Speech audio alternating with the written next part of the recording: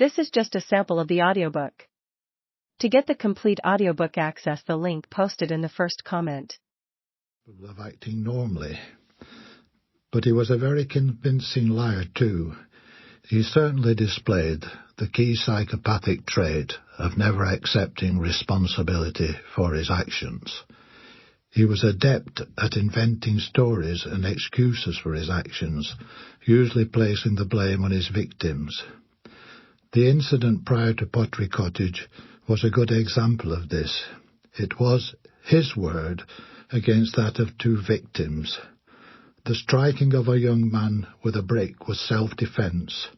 The rape of a young woman on a riverbank was consensual sex.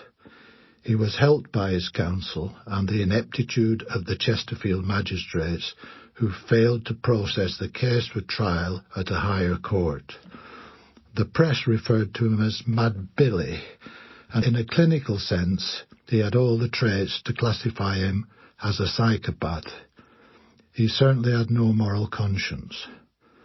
Most people who experience extreme anger hold back from harming someone because the part of their brain that determines moral consciousness tells them it would be wrong to do so. But it is evident from his actions, particularly at Pottery Cottage, that Billy Hughes' brain did not work that way. No one will ever know why he did what he did to the Morans and the Mintons.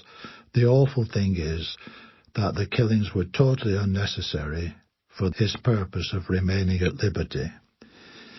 It would be some years later, after the inquiries into the Bradford fire and the Hillsborough disaster, that Lord Chief Justice Taylor concluded, "Complacency is the enemy of safety." If ever there was a previous case where that same conclusion could have been reached, it was this one. There was every reason to follow the advice on Form number 293 sent to the prison authorities by the Derbyshire police in respect of Billy Hughes. He was an exceptional risk. He was liable to escape. He was violent. He might try to take his own life. Under these circumstances, a psychiatrist's declaration that he was extremely dangerous is superfluous. It is a basic matter of fact. The purpose of the criminal justice system is to bring offenders to justice and to punish them for their proven misdemeanours. More importantly, it is for the safety of the public, and in this case the system failed. Yet after the murders at Pottery Cottage, no one was questioned at government level, and no one was held to account at the Home Office, which controls staffing levels at both the prison and the police services.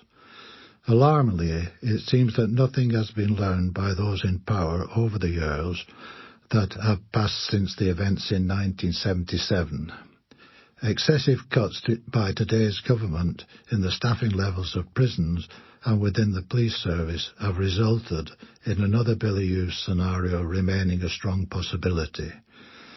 Rudyard Kipling recognised the value in asking such questions, referring to 6 honest, serving men who taught him all he knew.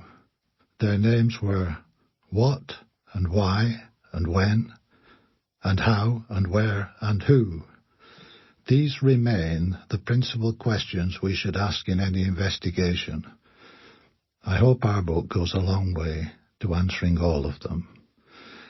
Peter Howse, York, May 2019.